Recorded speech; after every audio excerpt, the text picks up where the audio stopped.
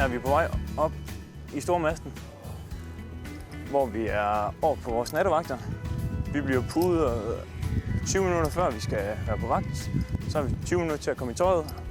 Og det første vi gør, når vi møder på vagt, det er, at vi mønstrer, så den anden vagt kan få fri. Velkommen i Bestiklogade. Det er her, vi har besætningen til at så, når vi er ude at sejle, hvor de står og navigerer i søkort og bestemmer kursen, hvor vi skal hen af. Når man har vagt heroppe, så får man lov til at hjælpe til. Nogle gange er det rigtig fede ting, og andre gange så jeg ved ikke, er der ikke så meget at lave. Så kan man stå og kigge i en spændende bog eller noget.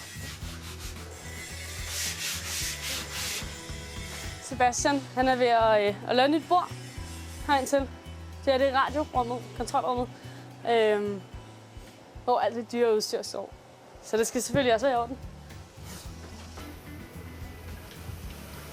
Når kabysen og stikkeriet har leveret en frygtelig god middagsmad, så skal det selvfølgelig også vaskes op, og det foregår herinde i vores lille skylleri, hvor vi har en opvaskemaskine og en håndvask.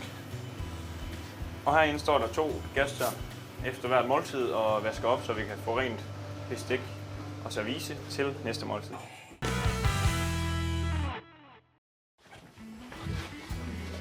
Herinde har vi salonen, den fine stue, hvor der lige nu er møde mellem maskinchefen og overstyrmanden. Det er her, vi har receptioner og fine selskaber inde, hvor vi ikke selv kommer i hvert fald ikke vores beskidte arbejdstøj. Så vi må hellere bakke ud igen.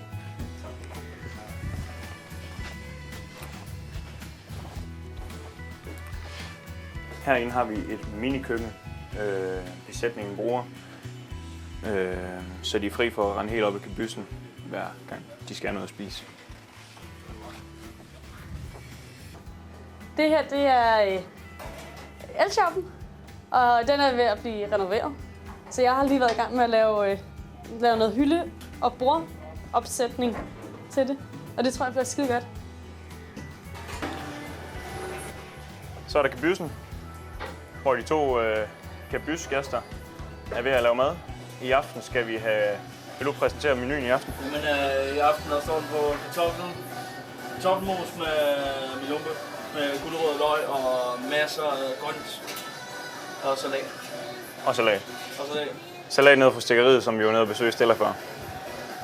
Og der er lavkage til 3 pauser. Og der er lavkage. I det her kæmpe rum, der har vi vores tømmershop, hvor der er lidt forskellige værktøj, hvad vi skal bruge. Hvor den anden var til det elektroniske og eltekniske. Så er det her til alt træ og så videre. Nå, det her, det er vores ankerspil, og det står herude mellem toiletterne. Det er alle de døre, I kan se her. Og så har vi drengenes baderum herinde. Og tilsvarende, så har vi pigernes baderum over på den anden side, bare kun med 2 brugskabiner.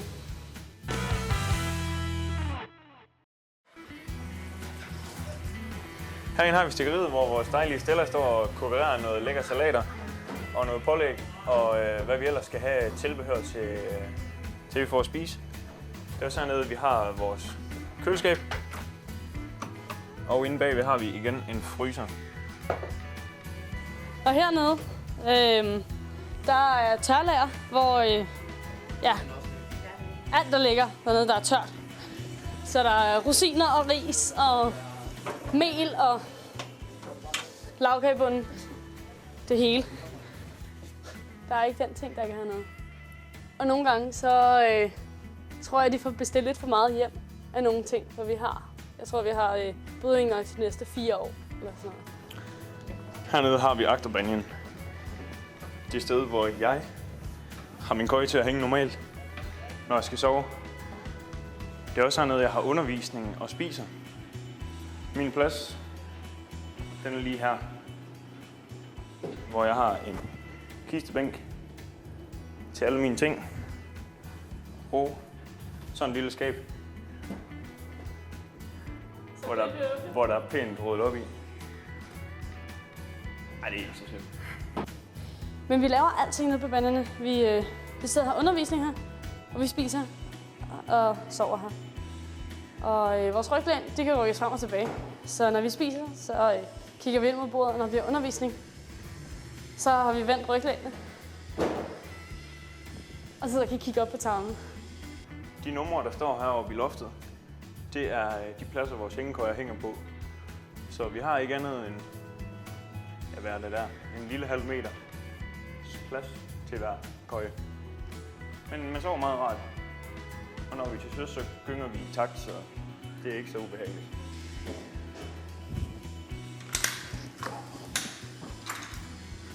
Hernede, der har vi alle mulige ting liggende. Vi har planer og sådan noget, men så har vi også en lille butik, hvor vi kan købe ting i. En slopchest hedder det. Og der køber vi slik og t-shirts og postkort og sådan noget. Men ellers så er der rigtig mange hemmelige rum på skibet, hvor vi opbevarer alle mulige ting. Inde på det andet birthday, der har vi sejl og reb nede under det. Så hver kvadratmeter på skibet bliver udnyttet. Nu er vi på vej ned til Forward Birthday, og der bor jeg.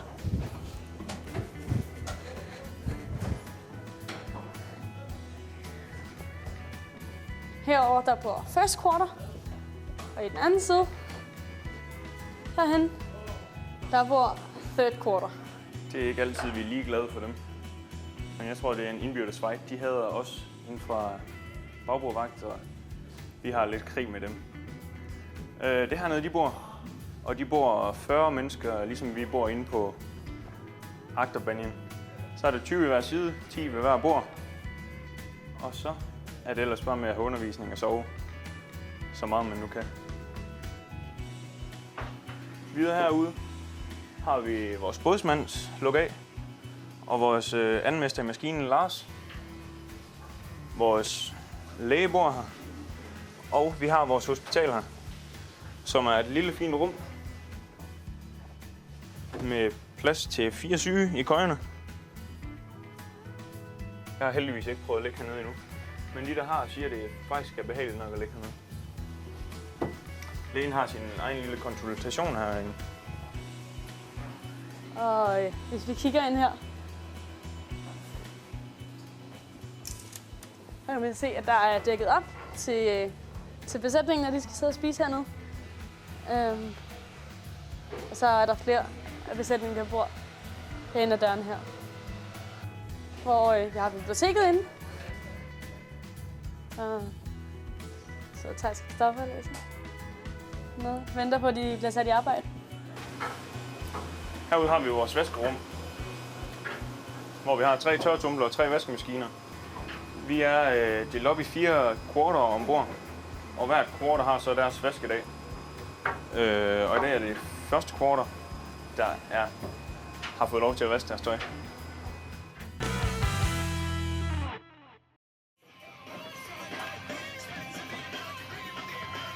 Hernede, det er vores forward hole, hvor vi har alt. Vi har vores tidligere rockgitarrist Lars, der har spillet i diverse rockbands. Han er tidligere guitarist i D.A.D. for eksempel. Ham har vi med som andenmester i maskinen. Og hernede har vi plads til at udfolde vores kreative evner lidt. Med at få lov at skrabe lidt lak og slibe lidt. Og det er hernede, vi har alt fra maling til opvaskesæbe til boremaskiner. Alt, der skal opbevares et sted, det ryger hernede. Så er vi på vej ned i maskinen.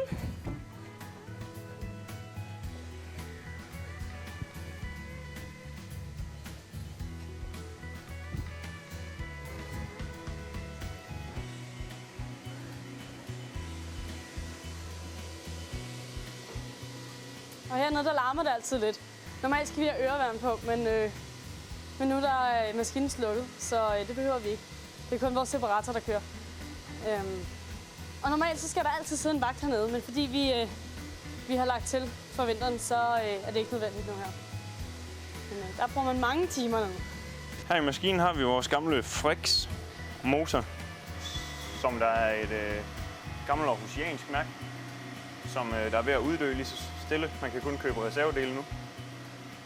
Og hernede har vi vagter en time ad gangen, døgnet rundt, når vi er til søs og når vi er i fremmedhavn. Vi har 2 generatorer hernede. Her er generator 1 og generator 2 herovre, som der producerer vores strøm, når vi er til søs. Det her det er vores ferskvandslaver. Den tager saltvand og renser det, så det bliver til drikkevand. Og det er skidesmart.